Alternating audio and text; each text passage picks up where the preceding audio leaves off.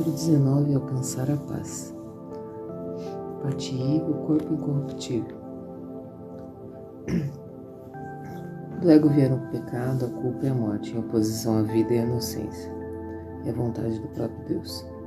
Onde pode estar tal oposição senão nas mentes doentes dos insanos, dedicadas à loucura e estabelecidas contra a paz do céu? Uma coisa é certa: Deus, que não criou nem a morte nem o pecado, não determinou em sua vontade que sejas limitado por eles. Ele não conhece o pecado e nem os seus resultados. As figuras amortalhadas na procissão do funeral não marcham em honra ao seu Criador, cuja vontade é que elas vivam. Elas não estão seguindo a sua vontade, estão se opondo a ela. E o que é o corpo envolto em negro que querem enterrar?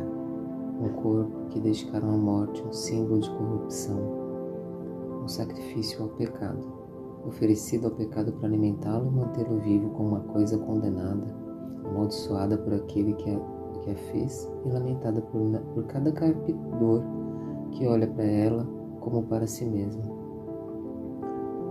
Tu que acreditas que condenaste o Filho de Deus a isso és arrogante, mas tu que queres liberá-lo não estás senão honrando a vontade do seu Criador.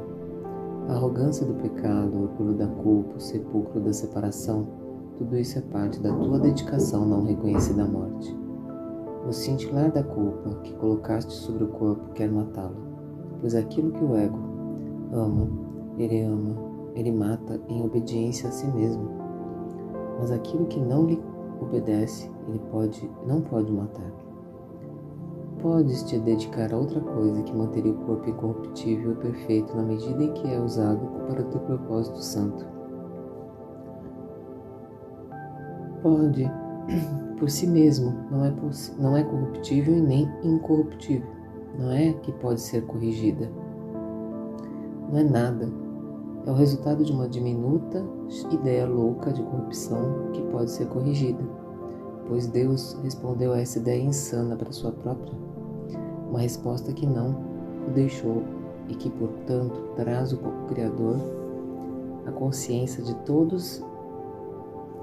toda a mente que ouviu a sua resposta e a aceitou. Tu, que és dedicado ao incorruptível, recebeste através da tua aceitação o poder de liberar da corrupção. Qual a melhor maneira de ensinar o primeiro e fundamental princípio de um curso em milagres do que mostrar-te que aquele que parece ser o mais difícil pode ser realizado em primeiro lugar? O corpo não pode senão servir ao teu propósito. Conforme olhas para ele, assim ele parecerá ser. A morte, se fosse verdadeira, seria o rompimento final e completo da comunicação que é a meta do ego. Aqueles que têm medo da morte não veem quantas vezes e quão alto o chamam. Ele pedem para vir salvá-los da comunicação, pois a morte é vista como segurança, o grande salvador escuro da luz da verdade, a resposta à resposta, o silenciador da voz por Deus. No entanto, o recuo para a morte não é o fim do conflito. Só a resposta de Deus é o seu fim. O obstáculo do teu aparente amor pela morte, através do qual a paz tem que fluir, parece ser muito grande, pois nele estão escondidos todos os segredos do ego, todos os seus mecanismos estranhos para enganar, todas as suas ideias doentias e imaginações insólitas.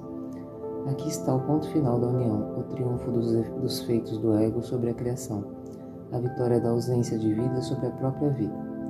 Sob a margem poeirenta do seu mundo distorcido, o ego quer colocar o Filho de Deus que, abatido pelas suas ordens, prova em sua decadência que o próprio Deus não tem poder diante do poderio egótico.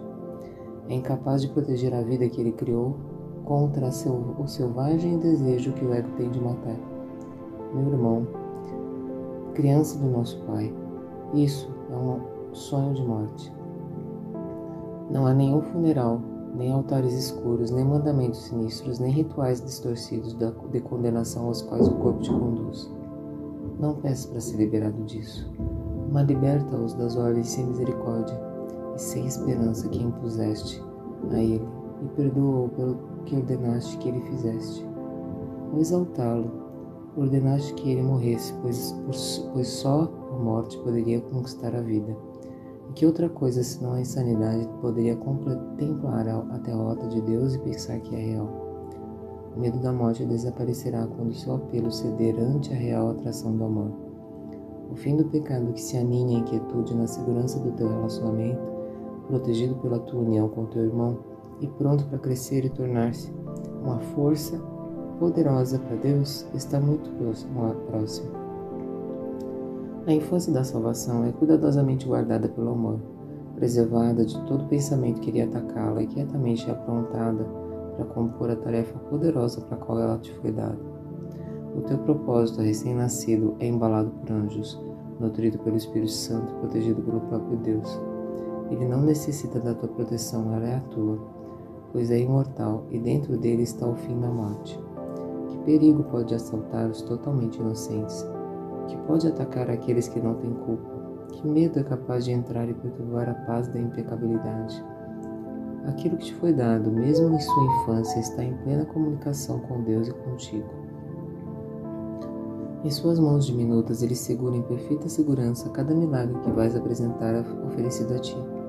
O milagre da vida não tem idade, tendo nascido no tempo, mas nutrido na eternidade.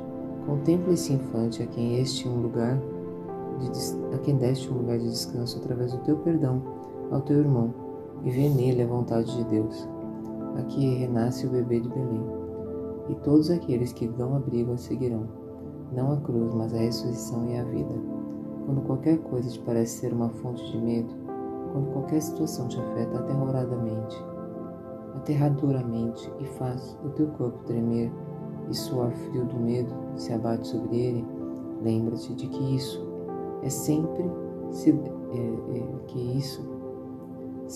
sempre se dá por uma razão. O ego a percebeu como um símbolo do medo, um sinal do pecado e da morte. Lembra-te então de que nenhum sinal nem símbolo desse ser deve ser confundido com a fonte, pois necessariamente simbolizam alguma outra coisa além de si mesmos. O seu significado não pode estar neles mesmos, mas tem que ser buscado naquilo que a representa. E podem, assim, significar tudo ou nada, de acordo com a verdade ou com a falsidade da ideia que refletem. Confrontado com tal aparente incerteza de significado, não a julgues. Lembra-te da presença santa daquele que te foi dado para ser a fonte do julgamento. Entrega a ele para julgar por ti e dize: eu te entrego isto para que o examines e o julgues por mim. Que eu não o veja como um sinal de pecado e de morte, nem use-o para destruição. Ensina-me como não fazer disso um obstáculo da paz, e sim deixar que tu o utilizes por mim para facilitar a sua vinda.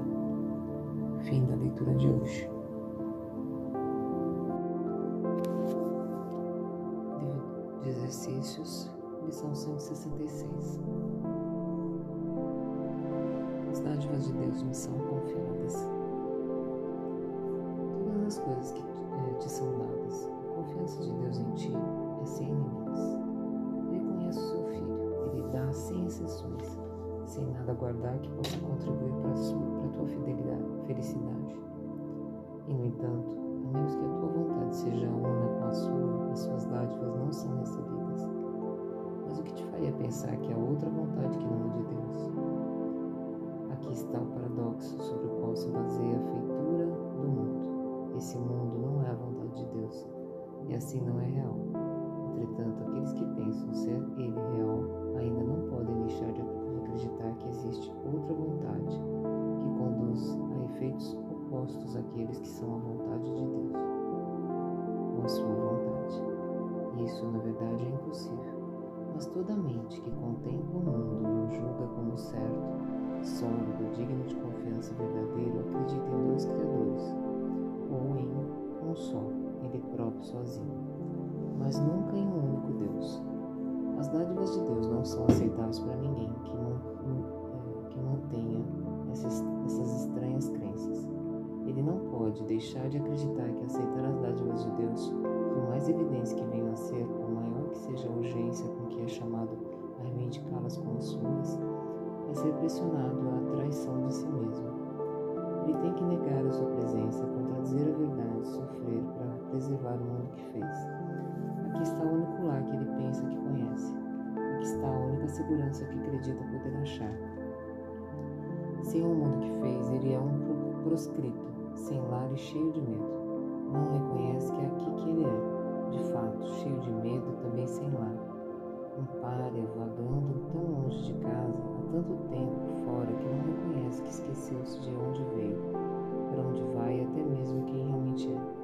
Entretanto, nas suas divagações solitárias e sem sentido, as dádivas de Deus vão com ele, desconhecidas para ele. Ele não pode perdê-las, mas não olhará para o que lhe é dado. Continua a vagar, ciente da futilidade que vem em toda parte à sua volta, percebendo quanto a sua pouca sorte definha à medida que avança para ir a lugar nenhum. Mesmo assim, continua a vagar na miséria e na pobreza, sozinho, embora Deus esteja com ele, como um tesouro tão grande que tudo que o mundo contém é sem valor diante da sua magnitude. Ele parece uma figura lamentável, exaurida, cansada, em farrapos, cujos pés sangram um pouco devido à estrada pedregosa que caminha. Não há ninguém que não tenha se identificado com ele, pois todos aqueles que aqui vêm perseguiram a rota que ele segue e sentiram a derrota e a desesperança como ele a está sentindo. Mas seria ele realmente trágico? Quando vês que ele está seguindo o caminho que escolheu, que precisa apenas reconhecer quem caminha com ele e abrir os seus próprios tesouros para ser firme. Esse é o ser que tu escolheste, aquele que fizeste como uma substituição da realidade. Esse é o ser que defendes com fúria contra toda a razão, toda evidência e todos os testemunhos comprovados que mostram que esse não é o que tu és. Tu não lhes dás ouvidos, continuas no caminho designado por ti, com os olhos baixos, porque tens medo de captar um vislumbre da verdade, se liberando do auto-engano, posto em liberdade. Tu te encolhes medrosamente com receio de sentir o toque de Cristo no teu ombro e perceber a sua mão gentil, dirigindo-te para contemplar as suas dádivas. Como, então, poderias proclamar a tua pobreza no exílio? Ele te faria rir dessa percepção de ti mesmo. Então, onde estaria a tua auto-piedade? E o que aconteceria com toda a tragédia que buscaste trazer àquele a quem Deus só tensionava alegria? O teu antigo medo veio a ti agora e a justiça, enfim, te alcançou. A mão de Cristo tocou o teu ombro e sentes que não estás sozinho. Pensas até que ser o miserável que acreditaste ser o que tu és possa não ser a tua identidade. Talvez o verbo de Deus seja mais verdadeiro que o teu. Talvez as suas dádivas para contigo sejam reais. Talvez Deus não tenha sido totalmente ludibriado pelo teu plano de manter o seu filho em profundo esquecimento e seguir o caminho que escolheste sem o teu ser. A vontade de Deus não se opõe, meramente é. Não é Deus que aprisionaste no teu plano para perder o teu ser. Ele desconhece um plano tão alheio à sua vontade. Houve uma necessidade que ele não compreendeu, a qual deu uma resposta. Isso é tudo, e tu que tens essa resposta que te foi dada, não tens necessidade de mais nada além disso. Agora vivemos, pois, agora não podemos morrer. O desejo de morte foi respondido, o olhar que o contemplava foi substituído pela visão que percebe que tu não és o que pretendes ser. Alguém anda contigo, que responde gentilmente a todos os teus medos com esta única réplica misericordiosa. Isso não é assim. Ele aponta para todas as dádivas que tens toda vez que o pensamento da pobreza te oprime e fala do seu companheirismo.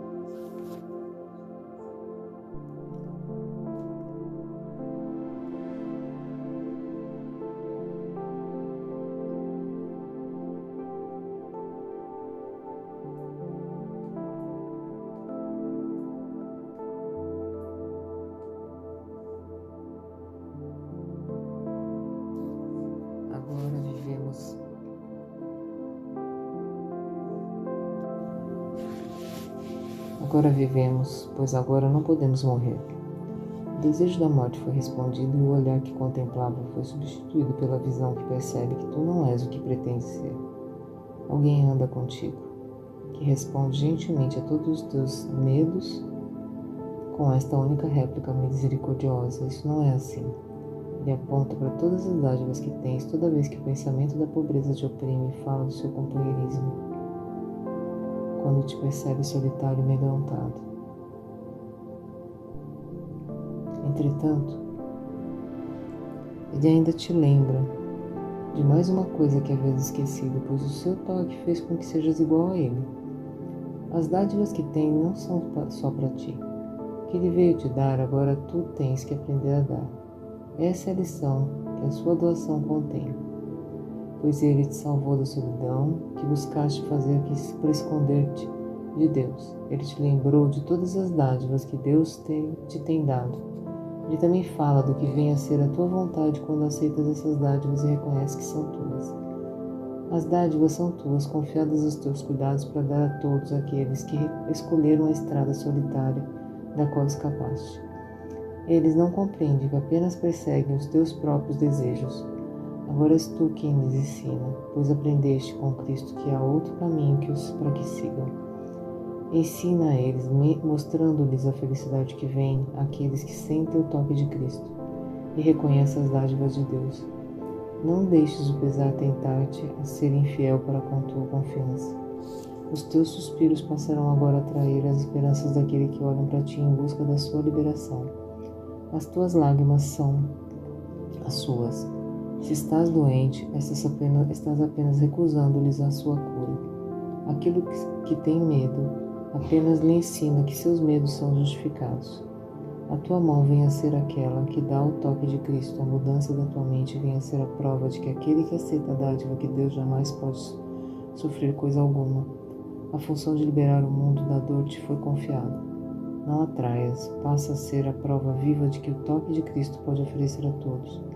Deus confiou todas as suas dádivas a ti, na tua felicidade. Se tu a testemunha de como vem a ser transformada a mente que escolhe aceitar as suas dádivas e sentir o toque de Cristo.